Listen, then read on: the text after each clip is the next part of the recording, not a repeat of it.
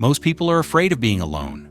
They don't say it openly, but you can see it in how fast they reply to messages, how quickly they join groups, how uncomfortable they become when they have no one to talk to. Silence scares them. Empty rooms scare them. Their own thoughts scare them. But then there is another type of person, the one with very few friends, sometimes none at all.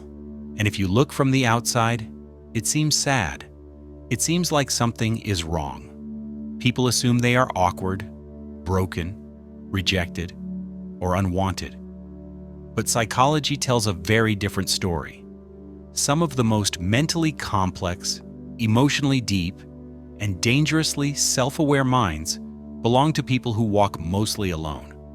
Not all loneliness is weakness. Some loneliness is a sign of a different operating system. Today, we're going inside the psychology of people with few or no friends. How they think, how they see the world, what they hide, what they fear, and what makes them far stronger than they appear. Listen carefully, because you may discover you are one of them. There is a social myth that says, more friends equals more happiness. But human psychology is not that simple. People with fewer friends often score higher in 3 hidden traits: observation, self-processing, and emotional filtering. They don't connect fast because they don't trust fast. Their brain does not say, "Who likes me?" It says, "Who is safe?" This changes everything. While most people are busy being liked, they are busy reading behavior, tone shifts, micro-expressions, energy changes, small inconsistencies in stories. They don't enter relationships quickly because their mind is built like a security system, not an open door. And because of this, they may look distant, but inside, they are scanning. These people often learned early that closeness can hurt, maybe betrayal, maybe neglect, maybe being misunderstood, maybe being used. The brain adapts. When emotional injury repeats, the mind builds a filter, not walls, filters. They don't avoid people because they hate people. They avoid emotional risk without proof of safety. That is not weakness. That is pattern recognition. Another thing most people misunderstand: some people are not socially poor. They are socially selective. There is a huge difference. A socially poor person wants connection but cannot create it. A socially selective person can connect but chooses not to often. From the outside, both look the same. Inside, completely different. Selective minds get drained by shallow interaction. Small talk feels heavy. Forced laughter feels fake. Group energy feels noisy. Their brain prefers depth over frequency. One real conversation over 50 empty ones. One honest bond over 100 casual contacts. This is why crowded rooms can feel more lonely to them than empty spaces. Because noise without meaning is emotional pollution to their nervous system. There is also a neurological angle. People who spend more time alone tend to develop stronger internal dialogue. They think in layers. They replay events, analyze motives, predict outcomes, simulate conversations before they happen. This makes them appear quiet, but internally, they are running full mental theaters. Their mind is rarely silent, and because of this, they often feel older than their age, not in body, in perception. They understand consequences faster. They see emotional traps earlier. They sense manipulation quicker, which creates another problem. They struggle to feel mentally matched. When conversations feel repetitive or surface level, their interest drops fast. Not because they are arrogant, but because stimulation matters to them. Mental boredom feels like physical suffocation. Now here is something most people don't expect. People with few friends are often highly empathetic, but controlled. They feel deeply, but show selectively. Why? Because high empathy plus repeated disappointment creates emotional caution. They don't lack feeling, they protect it. Think of it like this. Some people have open hearts, Some people have guarded hearts. Some people have encrypted hearts. You must earn the password. Another hidden trait, they are highly comfortable with delayed validation. Most people need approval signals, likes, replies, invitations, praise. But those who learn to walk alone develop a different reward system. Progress feels better than praise. Clarity feels better than popularity. Truth feels better than acceptance. This makes them dangerous in competitive environments because they are harder to manipulate using social pressure. If you cannot control someone through approval, you cannot easily control their decisions. That is psychological independence. But let's not romanticize everything. There is a shadow side too. People with very few friends often carry invisible fatigue, decision fatigue, trust fatigue, emotional caution fatigue. Because when you don't rely on others easily, you rely on yourself heavily. And self-reliance is powerful, but heavy. They don't share problems quickly. They solve quietly, break privately, recover silently. Which means people often say, "I had no idea you were going through that." Of course you didn't. You were not inside their inner circle, and that circle is small by design. Another pattern, they prefer controlled environments, not because they are rigid, but because unpredictability equals emotional risk. They like knowing who will be there, how people behave, what energy to expect.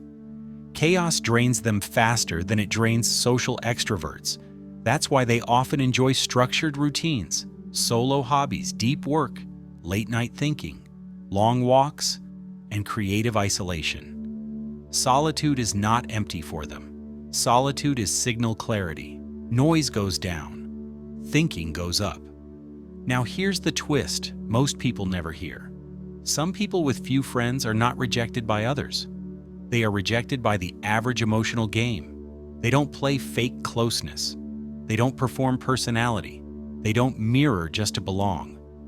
And because modern social life rewards performance, authenticity becomes socially expensive.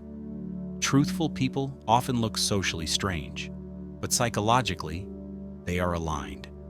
And alignment beats popularity long term. Let me tell you something important.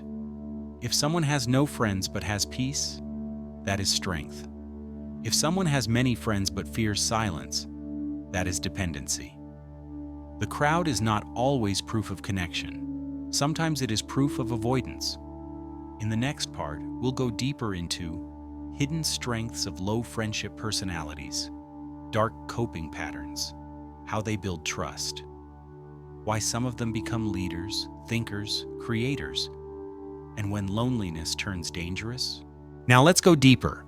People with few or no friends are often misunderstood, but what most people miss is this. Distance is sometimes intelligence in disguise. They don't pull away randomly. They pull away after pattern detection. They notice when effort is one-sided. They notice when respect changes. They notice when words and behavior don't match. Most people ignore these signals because they don't want to lose connection. But the low-circle personality would rather lose connection than lose self-respect. That is a different priority system. And priorities shape destiny. These people are usually very hard to emotionally manipulate. Not because they are cold, but because they take longer to emotionally attach. Attachment delay is a psychological shield. Fast attachment creates fast control. Slow attachment creates emotional independence. That's why sales pressure, guilt pressure, and group pressure work less on them. If you cannot rush their emotions, you cannot easily lead their choices. Another hidden strength, they are excellent at reading social energy. When you spend more time observing than performing, your perception sharpens. They can feel when a room is tense. They sense fake enthusiasm. They catch hidden irritation behind polite smiles. Many of them won't say it, but they often know who will betray whom long before it happens, because they watch behavior over words. Here's something powerful. People with small social circles often build stronger inner standards.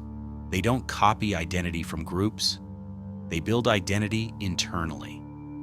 Group-heavy personalities ask, "What are people doing?" Low-circle personalities ask, "What makes sense?" This creates independent judgment, and independent judgment creates uncommon results. But there is also a quiet pain here. When you don't belong easily, you question yourself deeply. Am I too different? Am I too serious? Am I too much? This self-questioning can create depth, but also self-doubt. Some of them go through long periods of feeling like outsiders in every room. Not rejected, just unmatched. Like their mental frequency doesn't sync with the environment. This is why many of them connect better with ideas than with crowds. Books feel safer than groups. Concepts feel safer than people. Creation feels safer than conversation, because ideas don't betray you. Another important pattern, they invest heavily when they finally trust. This surprises people. Someone who seems distant can become fiercely loyal once emotional clearance is passed, because their trust is not casual, it is earned.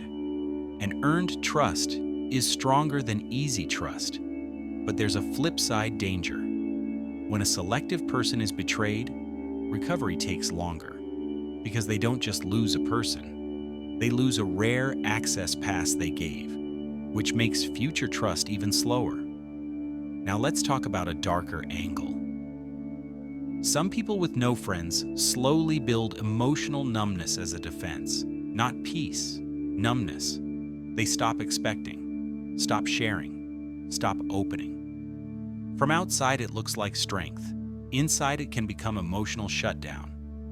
This is where solitude turns from power into isolation. Powerful solitude equals chosen and energized. Painful isolation equals forced and draining. The difference is emotional state, not number of people. Healthy alone time restores energy. Unhealthy isolation removes hope. Psychology shows something interesting. Long-term social isolation without purpose increases anxiety and negative thinking loops, but intentional solitude with purpose increases clarity and creativity.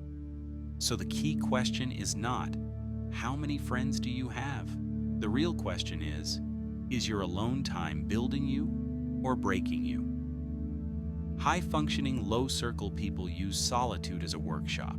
They build skills, they build ideas, they build discipline, they build inner stability. Low-functioning isolation turns into overthinking, comparison, and silent resentment. Same outer situation, different inner use. Another trait you'll notice, they often prefer meaningful one-to-one bonds over group belonging, because depth scales poorly in groups.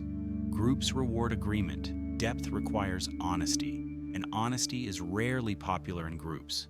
That's why many innovators, writers, strategists, philosophers, and creators historically lived with small social circles. Not because they were incapable, but because their mind required quiet space. Mental complexity needs silence, the way muscles need rest. Now here's something viewers must hear clearly. Having few friends does not automatically mean you are wise, but being comfortable alone long enough to understand yourself often creates wisdom, because self-reflection is the teacher most people avoid.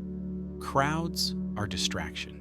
Silence is instruction. People who sit with their thoughts long enough eventually meet their real motives, fears, desires, and lies. That meeting changes behavior permanently.